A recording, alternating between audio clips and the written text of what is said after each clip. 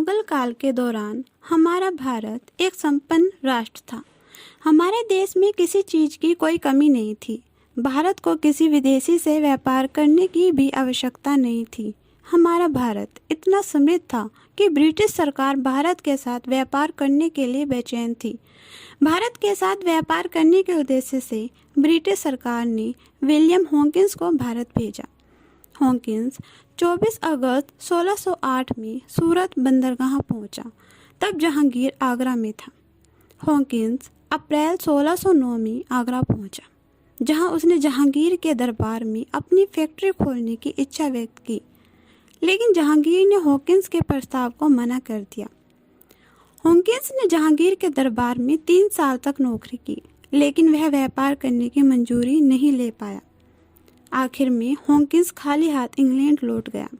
अब ब्रिटिश सरकार को लगा कि भारत में व्यापार करना है तो भारत और उसके व्यापारिक मित्रों को अलग करना होगा। उस समय भारत की पुर्तगालियों से अच्छी व्यापारिक दोस्ती थी। सन 1611 में ब्रिटिश ने पुर्तगालियों पर हमला कर दिया, जिसमें पुर्तगालियों की हार हो गई। अब हम उस ब्रिटिश की बात करने जा रहे हैं जिसके भारत पर कदम रखते ही हमारा भारत गुलाम बन गया था।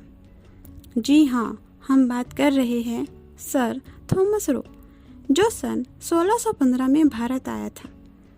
जैसे ही जहांगीर को सूचना मिली कि जेम्स प्रथम का राजदूत भारत आया है, तो उसने थॉमस को मिलने के लिए अपने राज दरबार में बुलाया। थॉमस मुगलिया तौर तरीकों को बहुत अच्छे से जानता था, इसलिए उसने तहजीब के मुताबिक जहांगीर को झुककर सलाम किया। जहांगीर को थॉमस का यह अंदाज अच्छा लगा और उसने प्रसन्न होकर उसे सूरत में अंग्रेजी फैक्ट्री खोलने की अनुमति दे दी। धीरे धीरे ब्रिटिश सरकार ने अपने पैर पसारने शुरू कर दिए।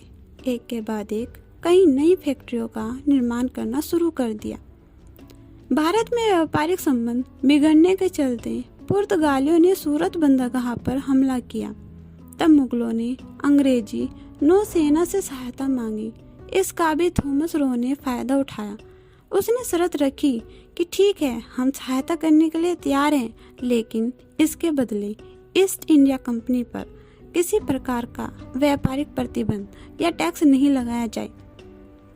सर थॉमस रो लगभग 3 साल भारत में रहा। अंग्रेजों ने भारत में फूट डालो नीति अपनाई, जो पूरे देश में फैल गई। इसके चलते मुगल राजाओं ने अंग्रेजों को भारत से निकालने के लिए युद्ध शुरू कर दिए। अंग्रेजों के विरुद्ध प्लासी में पहला युद्ध हुआ, जिसे हम प्लासी का युद्ध के नाम से भी जानते हैं। 1764 को हुआ बक्सर का युद्ध, जो मात्र 7 दिनों में ही समाप्त हो गया। इस युद्ध में अंग्रेजों को एक बड़ी जीत मिली और इसके साथ ही भारत के शासक की भागडोर ईस्ट इंडिया कंपनी के हाथों में चली गई। अंग्रेजी ईस्ट इंडिया कंपनी ने पूरे भारत को गुलाम बना दिया।